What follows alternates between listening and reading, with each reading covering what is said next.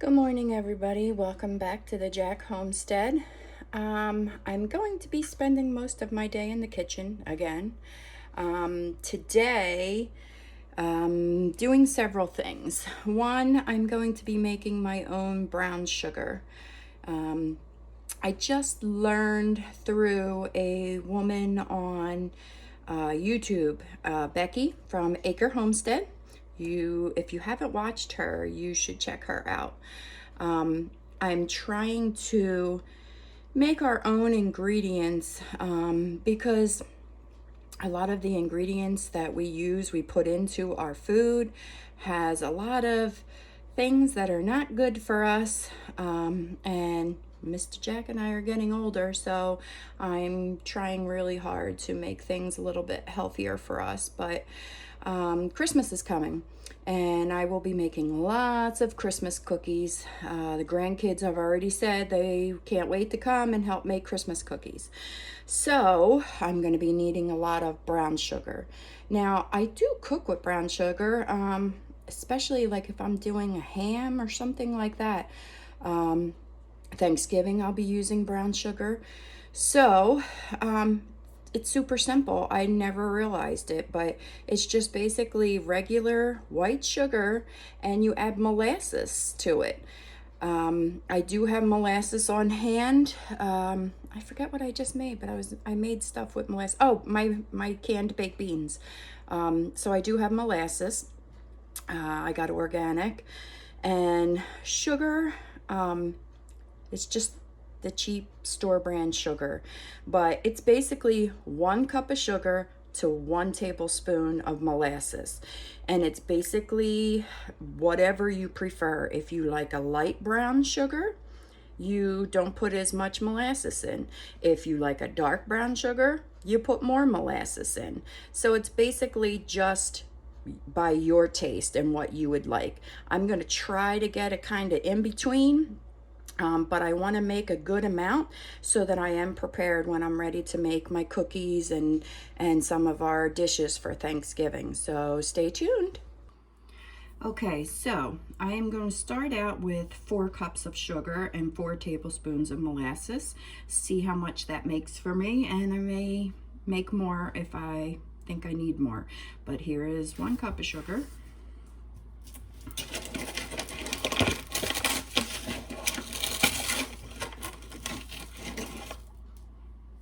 2,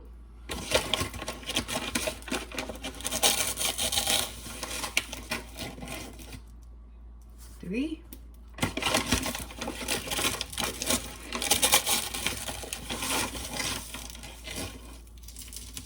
4. It looks like I'll probably just do the 4, but we'll see. Now I'm going to add the molasses.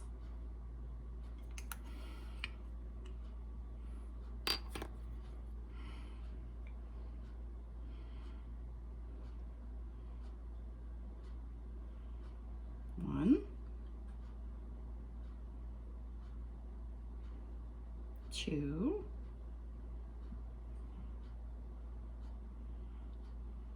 3,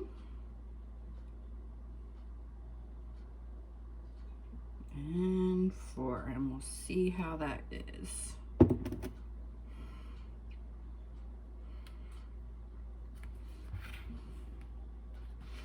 Now I'm going to get a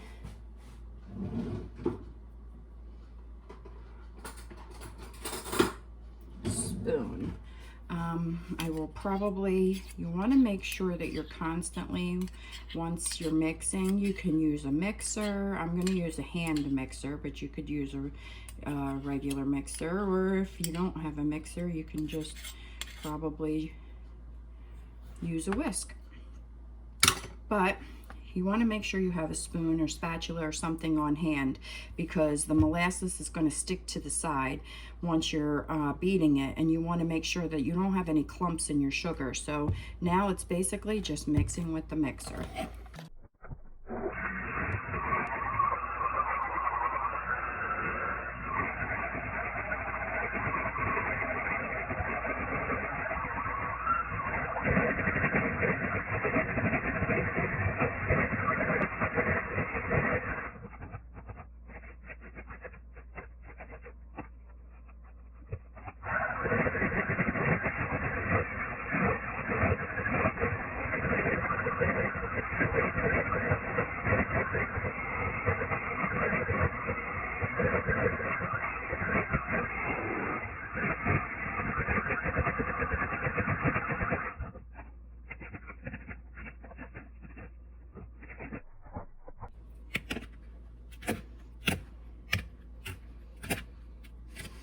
All I'm doing now is finding any kind of chunks I might have of molasses and mixing them in with the spoon. But I'm liking the color. It's not really light and it's not super dark. Also, just to discuss the whole molasses. Molasses, the one that I'm using, it is a full flavor. When you go to the store, if you buy molasses, you can get a mild flavor or just different types. I always get the full flavor because I use it in a recipe, and the molasses, usually the recipes that I use it in, I prefer to have that strong molasses flavor in it. But you know, again, it's preference. If you prefer, you don't like the molasses flavor, go with a different molasses. But it's as simple as that. I don't think a lot of people realize that. And with the prices going up right now on everything, if you do a lot of baking like I do, this is the way to go. Because you can always get regular sugar on sale, and I just stock up. We always have plenty of sugar in this house. Mr. Jack really likes his coffee a very strong sugary taste. I don't. I just as well just have black coffee instead of too much sugar, but he likes it like that. So we always have plenty of sugar. I think I am done with the mixer, so I'm going to move that out of our way.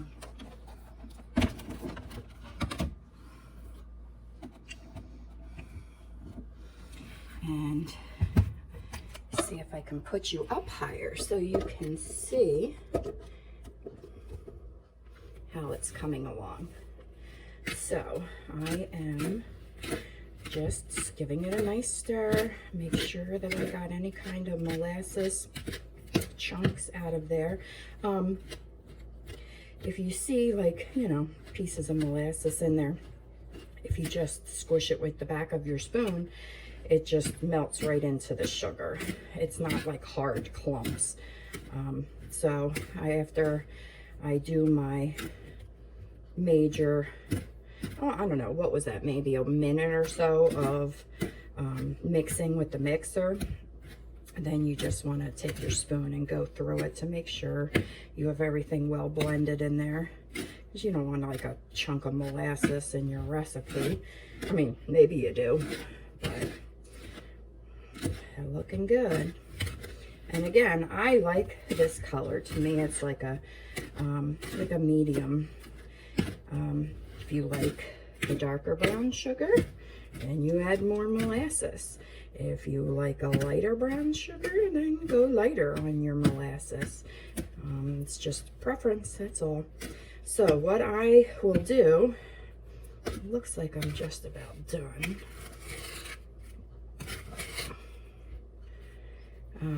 What I will do is put it in a nice Tupperware that I can seal. Well, let me give you a quick of the brown sugar. See how simple that was? Look how beautiful. It smells good too.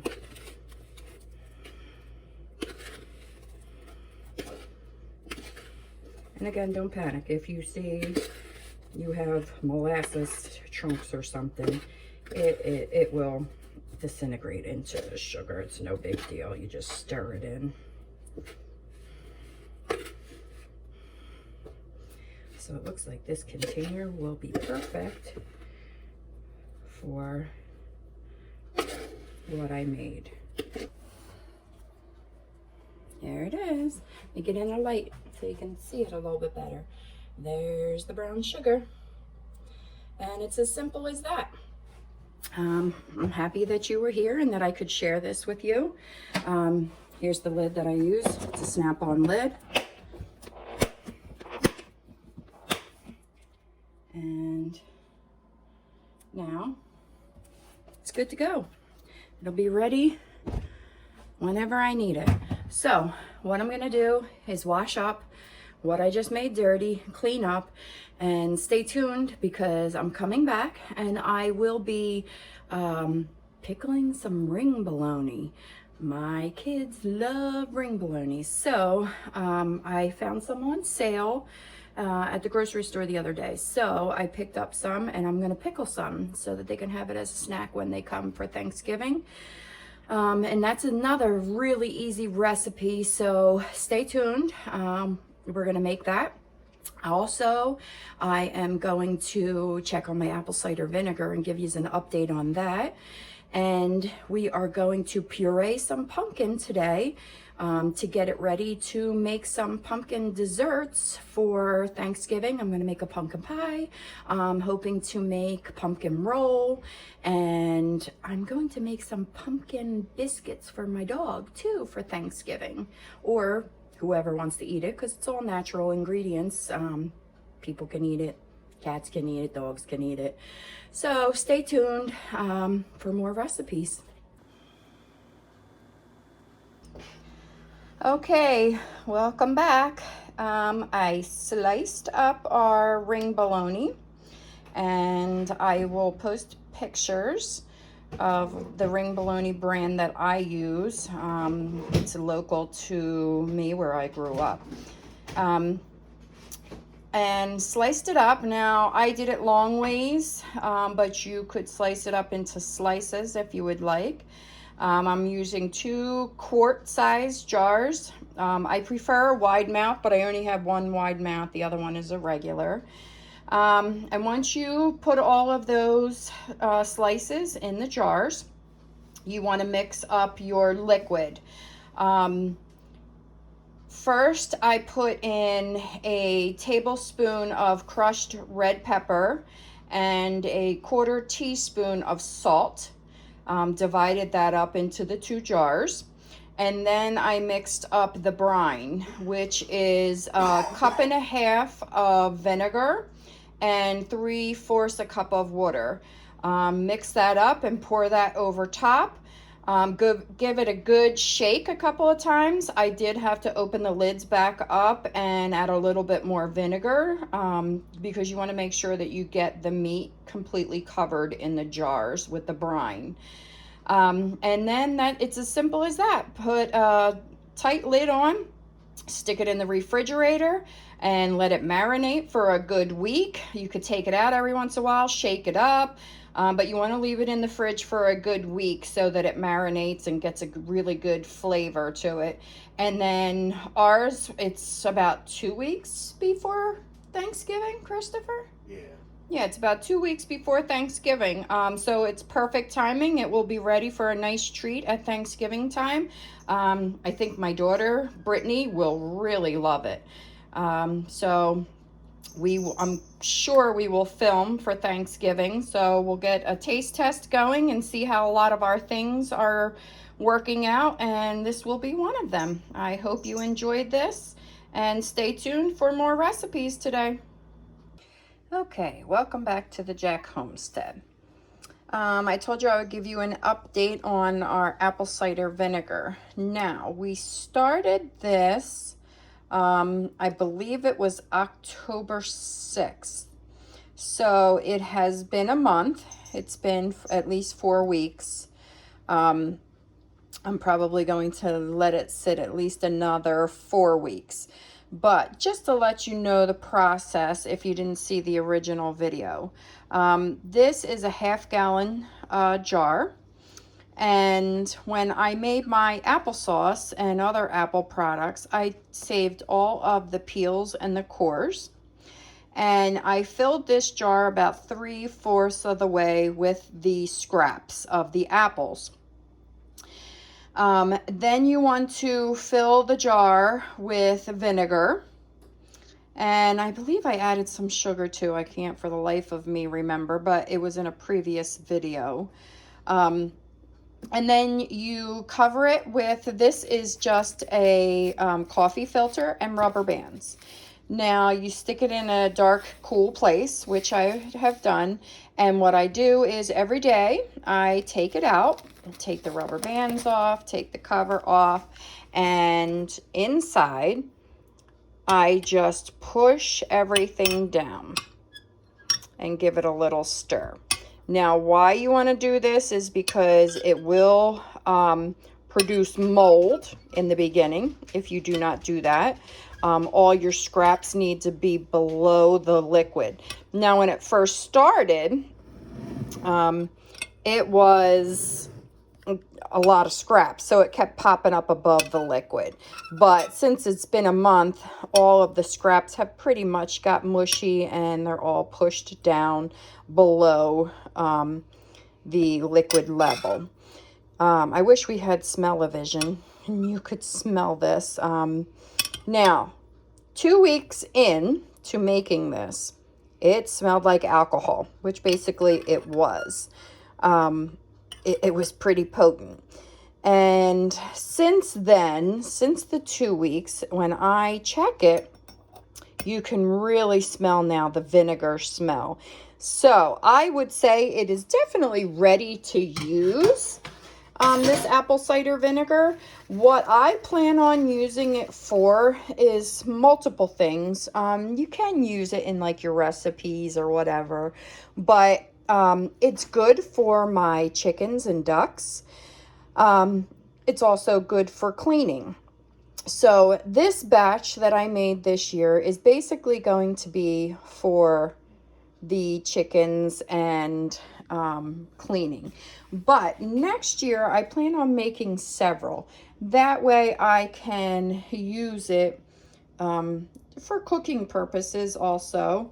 But it's looking really good. So when I'm going to wait another 4 weeks. Then what I'm going to do is I'm going to strain this and take all of this out. But there is, they call it the mother, which is very good. It's down at the bottom of this jar. And I will be leaving that in because that is always good. I'm going to show you a jar of store-bought apple cider vinegar with the mother. Okay, this is my store-bought. It's called Vermont Village. It's raw organic apple cider vinegar. And if you see on the label, it says with the mother. Now, this is what the mother looks like. If you look at that jar, see that brown stuff floating around? That's the mother. That is what is very important to raw apple cider vinegar. You know, you shake it up before you use it, but that's what you want to look for. And this will have the same exact thing. Now, if anybody shops for apple cider vinegar and you're looking for the kind with the mother, which is the healthiest kind that you can have, it's very expensive for a bottle of apple cider vinegar with the mother. You can get plain old apple cider vinegar, and you could get that at a decent price. But if you really want the good kind with the mother that has all of the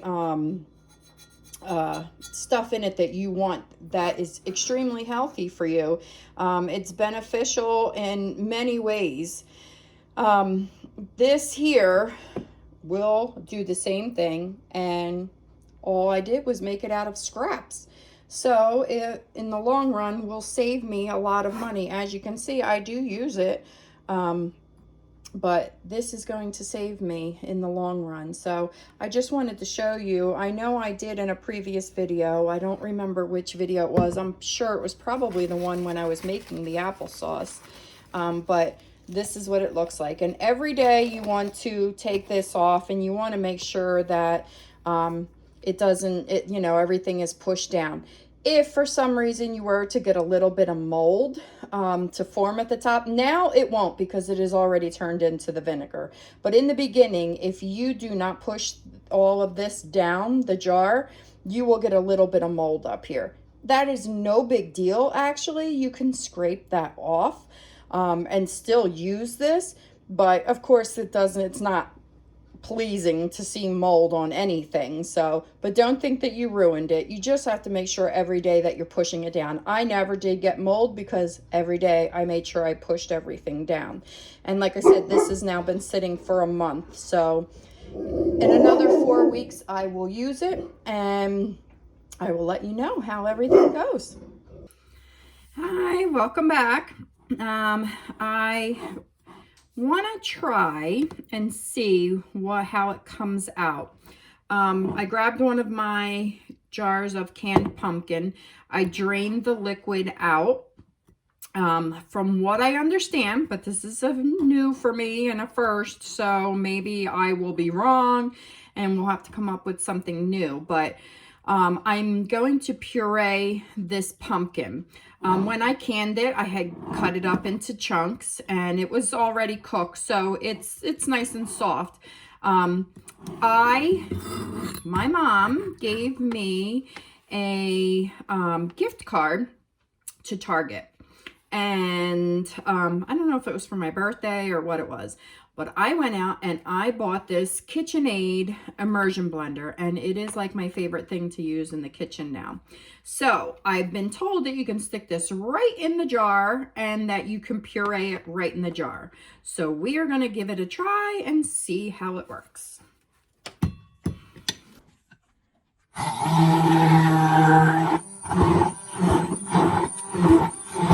Oh yeah, definitely. I'm super excited.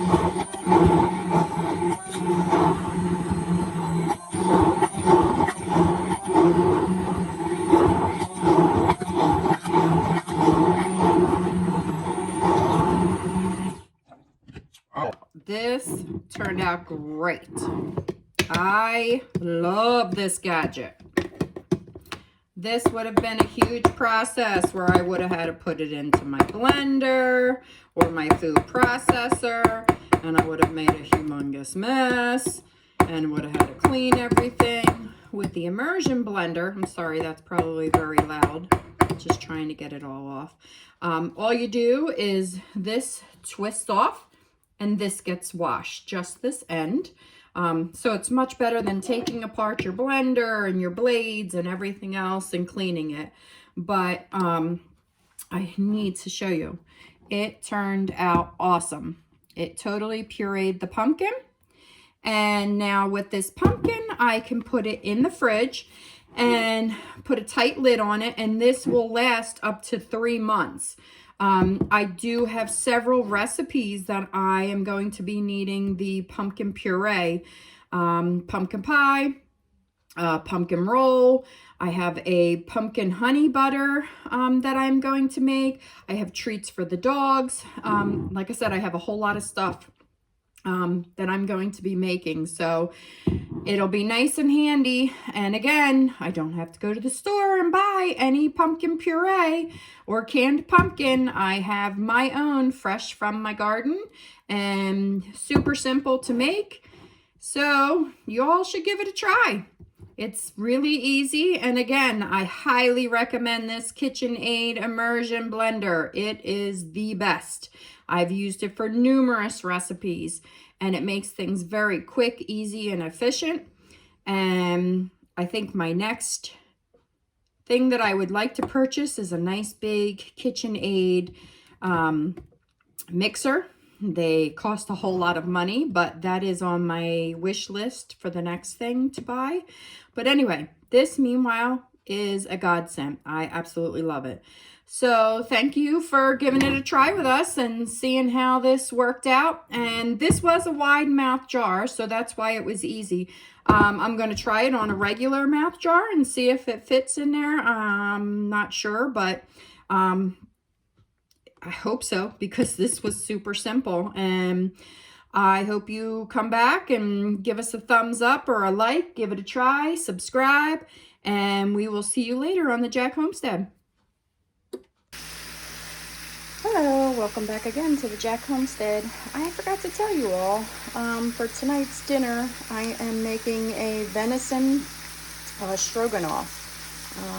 The last time I pulled out a bag of chopped up venison that we had from last year. I didn't use it all. I had made beef stew for Mr. Jack, who thought it was the greatest ever. He ate every drop of it for the next like 2 days after we even ate it as a meal. But I had some left over, so I decided I'm going to make some venison stroganoff. So I'm just browning up the meat slightly. It looks like it's just about ready for me. I'm making it in the crock pot because I've never made it in the crock pot before when I make beef stroganoff. But because I have so much going on today, I want to be able to get everything in the crock pot and then forget about it. Okay, so what I've done is added the beef. I added a container of mushrooms, any mushrooms you prefer. I like baby Bella mushrooms. I chopped them up. I added 14 ounces of beef broth, 2 cans of cream of mushroom soup.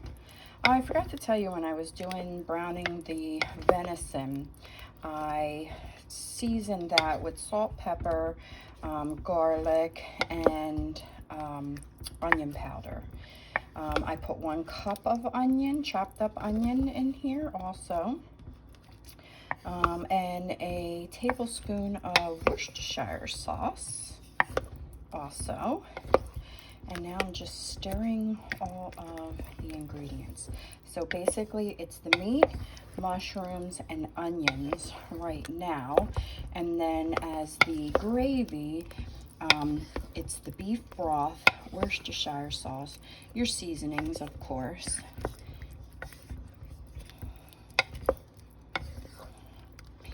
And then this is going to cook all together for 5 hours on low. Then what we will be adding to it towards the end is more mushrooms, cream cheese, and sour cream. And then a taste, see if it needs some more seasonings, add some more seasonings. And then when it's just about done, we're going to cook up our egg noodles, and we're going to have it over egg noodles. So just wanted to show you what our dinner is for tonight. It's venison stroganoff.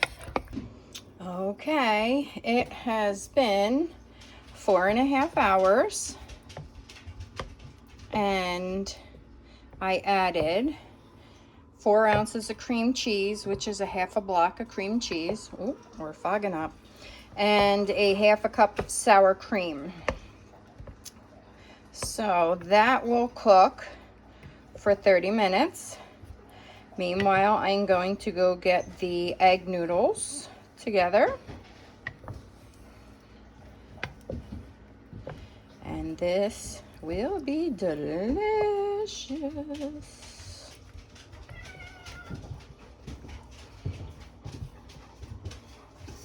As you can see, the venison and the mushrooms.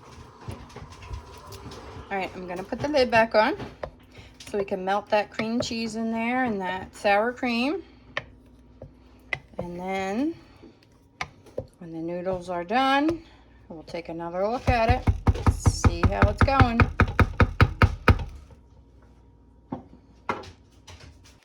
Okay, it's all ready. Got some noodles for Mr. Jack.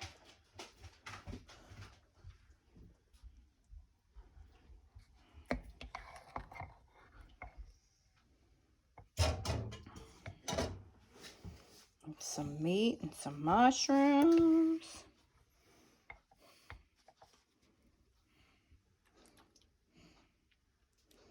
Get some gravy for you.